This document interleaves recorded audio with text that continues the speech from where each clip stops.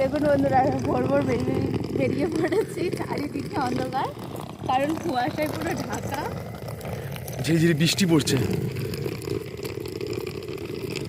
ভোর ভোর বেরিয়ে পড়েছি। কোথায় যাচ্ছি বলুন তো? তিনজনে বলছি আপনাদের কোথায় যাচ্ছি আমরা।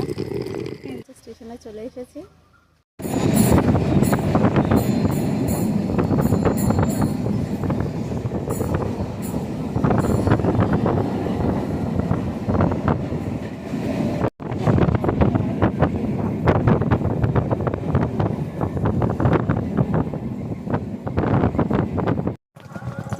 আমরা চলে এসেছি আমাদের গ্রামের বাড়িতে ঘুরতে।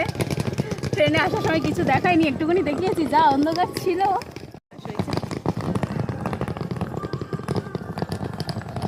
এটা হলো মাঠের রাস্তা, সেই বাড়ি সেই দূরে।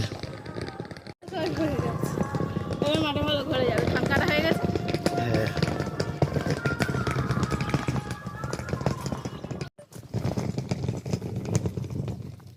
আমরা চলে এসেছি।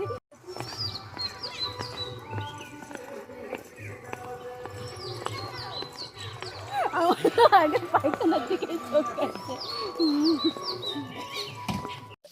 দেখুন, তখন তো বললাম যে চলে এসেছি গ্রামের বাড়িতে ঘুরতে। এসে ফ্রেশ হয়ে এখন হচ্ছে রান্না করছি। তা কী কী রান্না করছি চলুন দেখাই।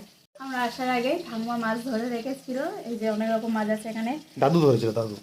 ওই তেলাপিয়া, লাইলেন্টিকা আরও আছে, চারাপোনা ভাজা হচ্ছে, আর শিম ভাজাও বসিয়ে দিয়েছি। মেনু হচ্ছে শিম ভাজা আর আলু বড়ি দিয়ে হচ্ছে মাছের ঝোল আর টমেটোর চাটনি, পুকুরের টাটকা মাছ। হ্যাঁ, ধরুন মাছগুলো উঠে দিচ্ছি।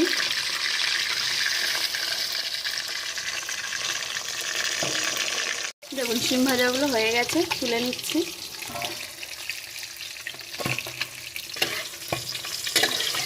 দেখুন মাছগুলো লাল লাল করে ভেজে নিয়েছি, এবার তুলে নেব।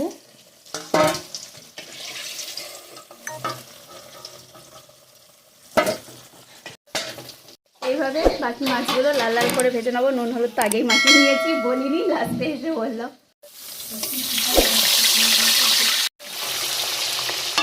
ঝোলের জন্য আলু ভেজে নিচ্ছি। ঝোলটা রান্না করার জন্য এর মধ্যে হলুদ, লঙ্কা গুঁড়ো, আদা, রসুন, পেঁয়াজ, কাঁচা লঙ্কা, টমেটো সমস্ত মশলা একসাথে দিয়ে ভালো করে কষিয়ে নিচ্ছি। মশলাটা কষানো হয়ে গেছে, তেল ছেড়ে দিয়েছে, আর পাশে হচ্ছে আজাম দিচ্ছে, তাই সেটার আওয়াজ আসছে। আর আজকে রান্নাটা পুরো ভালো করে দেখালাম না, কারণ অনেক ভোরবেলায় উঠেছি, মুখ চোখ দেখেই বুঝতে পারছেন, আর এনার্জি নেই একদম, ঘুমও পাচ্ছে, তাই তাড়াতাড়ি করে রান্নাটা করে খেয়ে দিয়ে ঘুমানোর চিন্তায় আছি। তেল ছেড়ে দিয়েছে, মশলাটা কষানো হয়ে গেছে, এবার এর মধ্যে আলু দিয়ে কষাবো। তাই আজকে যতটা পাচ্ছি আপনাদের সাথে শেয়ার করছি। আমার আলুর সাথে মশলাটা ভালো করে কষানো হয়ে গেছে, এবারে পরিমাণ মতন জল দিয়ে দেবো। জলটা ফুটে উঠলেই বড়ি আর মাছগুলো দিয়ে দেবো। ফুটে গেছে, এই ভেজে রাখা বড়িগুলো দিয়ে দেবো, আর দিয়ে দেবো এই ভেজে রাখা মাছগুলো। দেখুন তরকারি রেডি হয়ে গেছে, ব্যাস রান্না শেষ।